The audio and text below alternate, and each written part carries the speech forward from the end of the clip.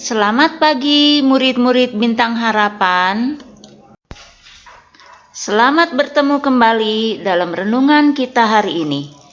Firman Tuhan hari ini terambil dari Matius 5 ayat 13 sampai 16. Dengan tema Jadilah terang dan garam.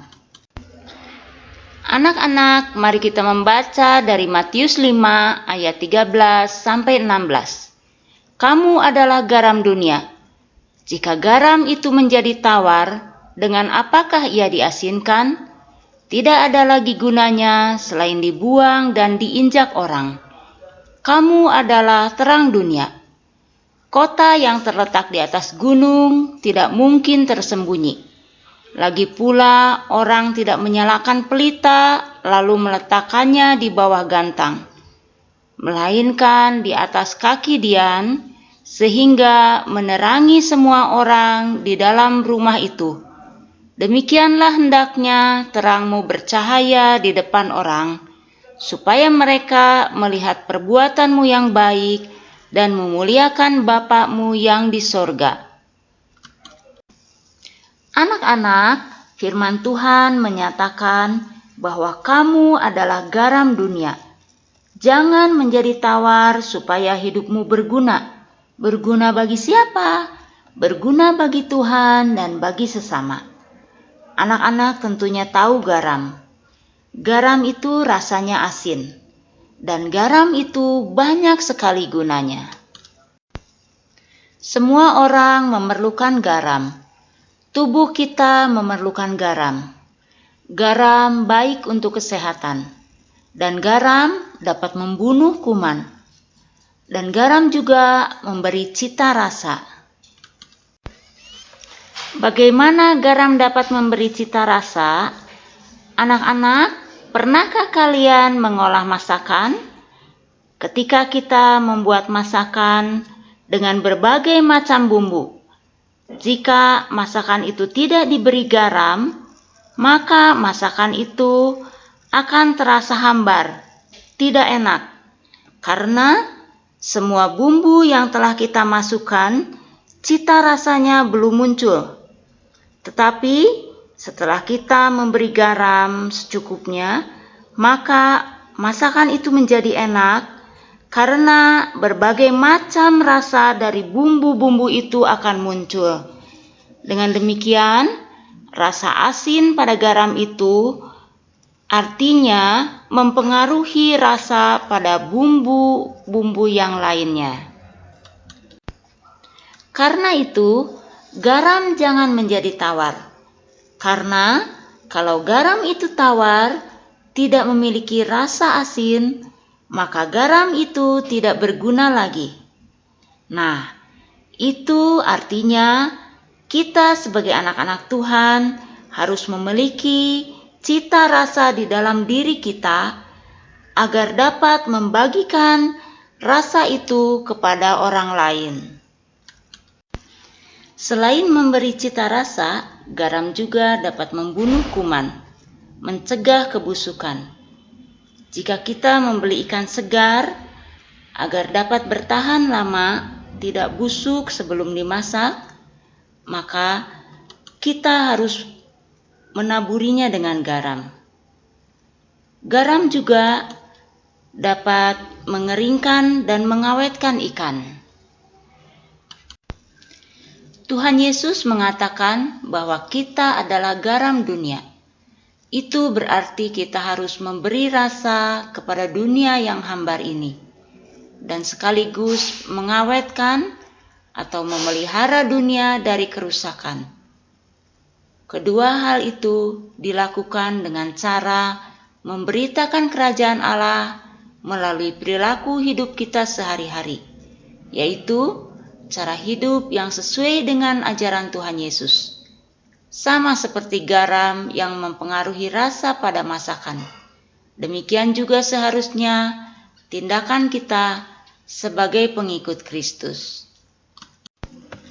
Anak-anak, selain menjadi garam, kita juga harus menjadi terang bagi dunia ini. Karena terang dapat mengusir kegelapan.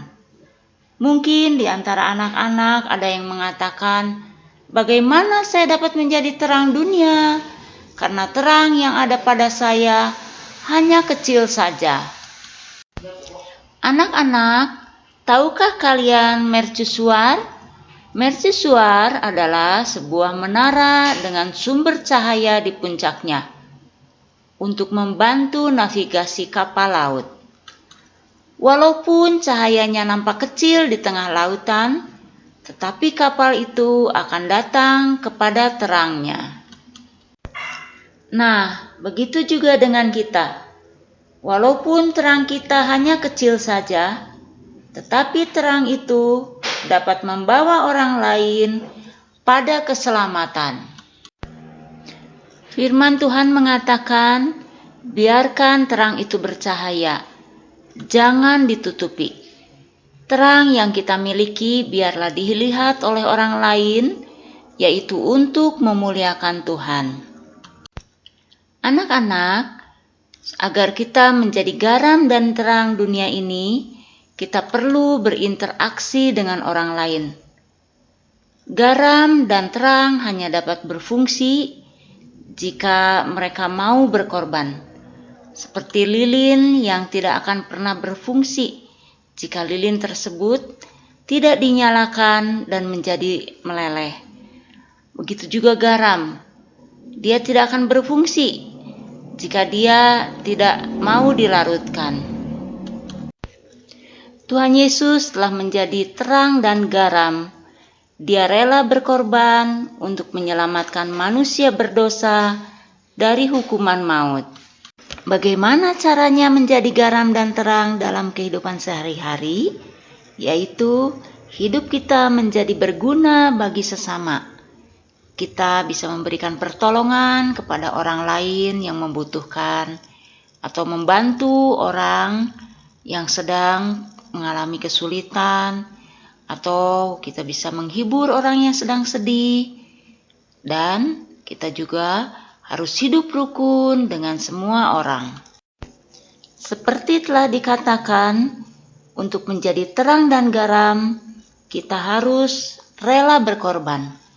Contoh pengorbanan dalam membantu atau menolong orang lain, yaitu berkorban waktu, berkorban tenaga, dan berkorban harta benda. Bahkan kita juga harus bersedia mengorbankan perasaan kita. Seperti kita mengampuni orang yang bersalah kepada kita. Hidup rukun dengan orang yang berbeda sifatnya dengan kita. Semua itu diperlukan pengorbanan. Anak-anak, kesimpulan dari terang dan garam, yaitu garam harus memberi pengaruh yang baik ke sekelilingnya. Memberi cita rasa, yaitu kehadiran kita selalu membawa sukacita bagi orang lain. Mencegah kebusukan, yaitu kehadiran kita selalu membawa damai bagi semua orang. Kemudian, di dalam Matius 5 ayat 15, dikatakan bahwa orang tidak menyalakan pelita di bawah gantang. Artinya, terang harus disimpan di atas supaya dilihat oleh orang lain dan menerangi sekelilingnya. Perbuatan kita yang baik harus dilihat oleh orang lain, bukan untuk menyombongkan diri, melainkan supaya hidup kita memuliakan Bapa di sorga dan membawa orang lain kepada terang Kristus. Anak-anak, demikianlah firman Tuhan hari ini. Kalian semua adalah anak-anak yang baik. Jadilah terang dan garam dunia. Mari kita berdoa. Tuhan Yesus, terima kasih untuk firman-Mu, dan tolonglah kami supaya kami hidup memuliakan nama Tuhan. Amin. Selamat beraktivitas, Tuhan memberkati.